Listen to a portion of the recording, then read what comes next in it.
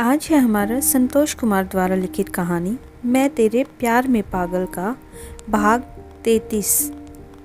रात में प्रशांत ने कमज़ोरी की वजह से उसकी बात मान ली और कमरे में ही सो गया था। रिद्धिमा भी उसके पास ही सो गई। रात भर वह बुखार में जलता रहा था। रिद्धिमा ने रात में उठ कर 7 बार हनुमान चालीसा का पाठ किया और उसके लिए प्रार्थना की। पूरी रात वह उसके बालों को प्यार से सहलाती रही ताकि वह सुकून से सो जाए। जाने कब उसकी आंखों में नींद आ गई थी और फिर भी सवेरे ही उसकी नींद खुल गई। उसने प्रशांत के सिर को छूकर देखा।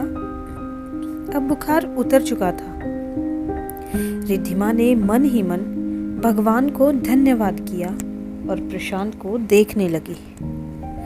उसके चेहरे पर कितनी शांति थी और वह सोया हुआ बहुत मासूम लग रहा था। रिद्धिमा ने उसके माथे पर हौले से चूम लिया तो वह पहलू बदल कर सो गया और उसने अपने माथे पर हाथ मारा। मैं भी ना कुछ भी करती हूँ। अगर अब उनकी नींद खुल जाती तो क्या सोचते मेरे बारे में। और उसने प्रशांत को ठीक से चादर ओढ़ाया और उठकर नहा धोकर तैयार हो गई और पूजा किया। फिर कमरे में चाय लेकर आई कि प्रशांत को उठकर कुछ खिलाकर दवाई दे देगी, पर वह पहले ही उठकर कमरे से चला गया था। उसे समझ आ गया कि वह रिद्धिमा के पास नहीं रहना चाहता। उसे बहुत अफसोस हुआ। वह प्रशांत से माफ़ी मांगना चाहती थी, पर वह तो जैसे खुद को दूर रखना चाहता था। पर रिद्धिमा समझ रही थी कि इसमें प्रशांत की कोई गलती नहीं थी।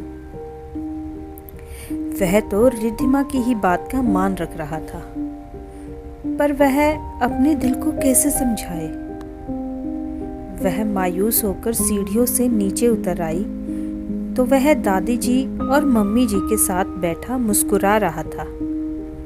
पर रिद्धिमा का दिल अच्छी तरह जानता था कि वह अंदर से कितना टूटा हुआ है और यह सब स्वयं रिद्धिमा की वजह से ही हुआ था। कैसे उसने बिना सोचे समझे इतने प्यारे इंसान का दिल दुखा दिया। उसे खुद की करनी पर पछतावा हो रहा था अब। और पूरे दिन में उसने बहुत बार कोशिश की प्रशांत से माफी मांगने की, पर वह है कि मौका ही नहीं दे रहा था। हर बार किसी न किसी के साथ ही होता और रात में भी वह सीधे अपने स्टडी रूम में चला गया और दरवाजा भी अंदर से बंद कर लिया। दूसरे दिन ऑफिस में कोई पार्टी थी। दादी जी ने रिद्धिमा को भी तैयार होने के लिए कहा था। वह नीले रंग की साड़ी और उसके साथ मैचिंग ज्वेलरी पहनकर तैयार हुई थी और जब वह सीढ़ियों से नीचे उतर रही थी तब सामने से प्रशांत की माँ ब्यूटी पार्लर से तैयार होकर आ रही थी। उन्होंने ब्लैक पार्टी गाउन पहना था। उसने प्रशांत के पिता की आवाज़ सुनी। इतनी बड़ी पार्टी है, शहर के सारे बड़े लोग होंगे वहाँ पर, एक से बढ़कर एक मॉडर्न लोग। वहाँ तुम्हारी वाइफ ढकी छुपी साड़ी में जाने वाली है। अरे कम से कम अपनी माँ को देखकर ही उसे समझा देते। उसने पिता समान ससुर के मुंह से ऐसा सुनकर उसे बहुत शर्म सी महसूस हो रही थी कि तभी प्रशांत की आवाज़ आई। पापा, मुझे लोगों की परवाह नहीं है। रिद्धिमा मेरी पत्नी है, कोई शो पीस नहीं कि उसे जैसे रहना पसंद है वह वैसे ही रहेगी। और वैसे भी उसकी खूबसूरती मेरे लिए दुनिया में नुमाइश की चीज़ नहीं है। फिर तुम्हारी मर्जी, कहकर उन्होंने कंधे उचकाए और आगे बढ़ गए। वह सोचने लगी कि कभी मैं अपनी सहेलियों से कहा करती थी आपकी मोहब्बत का मतलब तो ये है कि मैं जैसी हूँ कोई मुझे वैसे ही अपनाए, यह नहीं कि मुझे बदलने की कोशिश करे। उसकी आंखें भर आई कि प्रशांत मुझसे कितना प्यार करते हैं और मैंने कभी उसकी कोई कदर नहीं की, और अब तो वह मेरी तरफ देखते भी नहीं। कैसे मनाऊं मैं उन्हें? अफसोस करना चालू था कि दादी जी ने रिद्धिमा को आवाज़ दी, रिद्धिमा बेटा नीचे आओ, सब लोग तैयार बैठे हैं। तब उसने अपनी आंखों को रुमाल से साफ किया और जवाब दिया, जी आई दादी माँ। और फिर वह गाड़ी में सबके साथ जाकर बैठ गई। रास्ते में मम्मी जी ने उसे बहुत कुछ समझाया जिसे वह हाँ में हाँ मिलाती रही। उसने कितनी बार सोचा कि प्रशांत उसे एक बार तो देखे। जिसकी एक नज़र की तमन्ना थी उसने उसे पलट कर भी नहीं देखा। पार्टी में जैसे कि पता था कि शहर के बड़े बड़े लोग शामिल हुए थे, जिसमें बहुत सारी लड़कियां भी थीं। प्रशांत ने उसे कुछ लोगों से मिलवाया और फिर वह एक चेयर पर बैठ गई। वो यहाँ सबसे अलग लग रही थी, पर प्रशांत के चेहरे पर कोई शर्मिंदगी नहीं थी।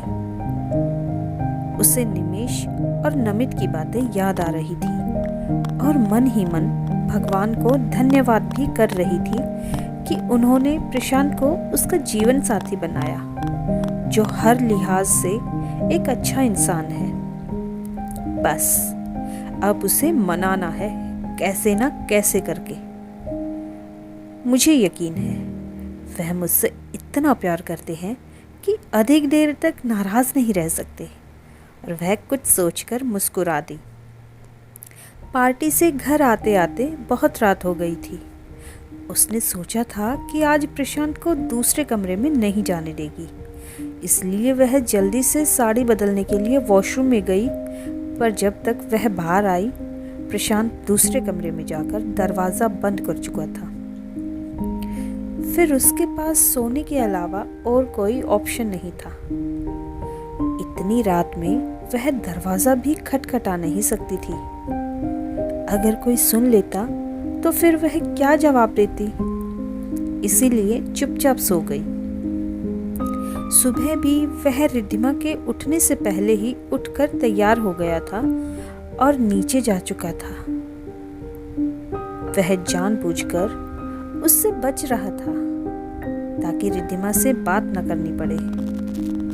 कुछ सोचकर वह नीचे उतरी कि आज तो सामने से ही बात करूंगी, कि आखिर गलती मेरी है, फिर मुझे पहल करनी ही चाहिए। और वह अकेला ही नाश्ता करने बैठा था और वह भी उसके सामने वाली चेयर पर जाकर बैठ गई, पर उसने उसके बैठने को कोई नोटिस नहीं लिया और चुपचाप खाना खाने में लगा रहा। रिद्धिमा उसका ध्यान अपनी ओर खींचने के लिए उसके करीब जाकर अपनी चूड़ियाँ उसके कानों में बजाती है, पर उसने कुछ ध्यान नहीं दिया और चाय का कप अपने होठों से लगा लिया। अभी वह कुछ बोलने ही जा रही थी कि दादी जी आ गई, तो वह चुपचाप चेयर पर बैठ गई और नाश्ता करने लगी। दादी जी ने प्रशांत से पूछा, आज इतने सवेरे सवेरे कहीं जाने की तैयारी है क्या? हाँ दादी माँ, वो गांव में अपनी नई फैक्ट्री में काम शुरू किया है, उसे जाकर संभालना है। अच्छा, तो कितने दिनों के लिए जा रहे हो? पता नहीं, वह तो काम पर निर्भर करता है, शायद महीना भर लग जाए। अरे, तो रिद्धिमा को भी अपने साथ लेकर चले जाओ ना, दोनों को एक साथ वक्त बिताने का मौका भी मिल जाएगा और तुम अपना काम भी देख लेना। और दादी जी की बात सुनकर रिद्धिमा मन ही मन बहुत खुश हुई। वह अभी कुछ बोलना ही चाहती थी कि प्रशांत ने कहा, अभी नहीं दादी माँ, अभी वहाँ कुछ दिक्कत है, मैं कुछ दिन बाद इसे बुला लूँगा। और इस पर दादी जी ने कुछ नहीं कहा, पर रिद्धिमा समझ गई कि वह जानबूझकर नहीं ले जाना चाहता, इसीलिए बस बहाने बना रहा है, पर वह कुछ कह भी नहीं सकती थी। प्रशांत ने नाश्ता किया और अपना बैग उठाकर दादी जी को प्रणाम करके चला गया। वह दरवाजे पर खड़ी बहुत देर तक उसकी गाड़ी को जाता हुआ देखती रही, जब तक कि वह नज़रों से ओझल ना हो गया। आगे की कहानी पढ़ेंगे आगे के अगले भाग में।